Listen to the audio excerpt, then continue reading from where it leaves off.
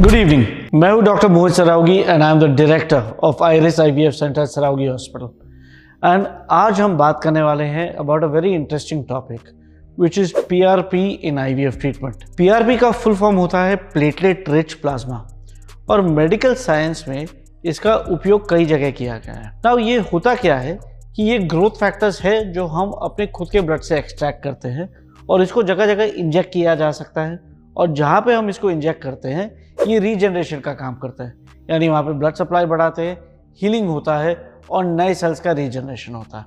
ना ये कई जगह पे यूज़ हुआ है, जैसे जिनका हेयर लॉस होता है स्कैल्प में इंजेक्ट करो तो नए हेयर ग्रोथ हो सकती है, जिनके जॉइंट्स में आर्थराइटिस होता है वहाँ इंजेक्ट करो तो कार्टिलेज रीजनरेशन हो सकता है।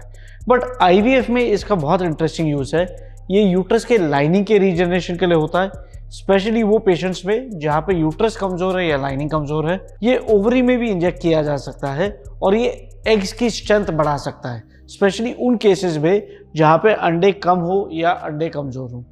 तो पहला है कि ये बनता कैसे है। तो ये प्रोसीजर के लिए नॉर्मली पेशेंट को पहले एडमिट किया जाता है एंड लैब में उनका ब्लड लेते हैं तकरीबन 20 ml। ना ये ब्लड को हम स्पेशल ACDA ट्यूब्स में कलेक्ट करते हैं और इसको एक सेंट्रीफ्यूगेशन मशीन में डाल के स्पिन करके ब्लड को अलग अलग कंपोनेंट्स में सेपरेट कर देते हैं। और जैसे कि आप जानते ही है कि ब्लड में रेड ब्लड सेल्स भी होते हैं, WBC भी होते हैं, प्लेटलेट्स भी होते हैं, प्लाज्मा भी होता है। ये फ्रैक्शनेशन से सेपरेट कर दिया जाता है और प्लेटलेट्स और प्लाज्मा एक अलग कंपोनेंट होता है। तो प्लेटलेट्स की खासियत ये है कि प्लेटलेट्स के अंदर हज़ारों ग्रोथ फैक्टर होते हैं, बस इसको लिबरेट करने की ज़रूरत होती है। तो मेडिसिन के सहायता से हम प्लेटलेट्स को बर्स्ट करके उसके अंदर के ग्रोथ फैक्टर्स प्लाज्मा में रिलीज कर सकते हैं और फिर यही प्लेटलेट रिच प्लाज्मा जो ग्रोथ फैक्टर से एनरिच्ड है इसको हम जगह जगह इंजेक्ट कर सकते हैं। नाउ जैसे मैंने बोला ये आईवीएफ ट्रीटमेंट में काफ़ी रेलेवेंट है। तो जहाँ जहाँ पे हम इसको इंजेक्ट करते हैं वहाँ पे नए ब्लड वेसल्स बनते हैं, वहाँ उस एरिया की ब्लड सप्लाई बढ़ती है और इवेंचुअली ये यूट्रस की लाइनिंग सुधार सकती है, प्रेगनेंसी के चांसेस सुधार सकती है। ये नॉर्मली उन केसेस में किया जाता है जहाँ पे एंडोमेट्रियम परसिस्टेंटली थिन होता है या मल्टीपल आईवीएफ फेलियर्स हो चुके होते हैं। सिमिलरली ये टेक्नोलॉजी का दूसरा एक्सटेंशन है पीआरपी का इंजेक्शन ओवरी में। नाउ जो लेडीज़ की एज एडवांस है जैसे 39-40, उनमें अक्सर अंडे कम होते हैं या एज के कारण अंडे कमज़ोर होते हैं, बट फिर भी कई बार अपनी इच्छा ये रहती है कि हम अपने अंडे से ही प्रेगनेंसी चाहते हैं।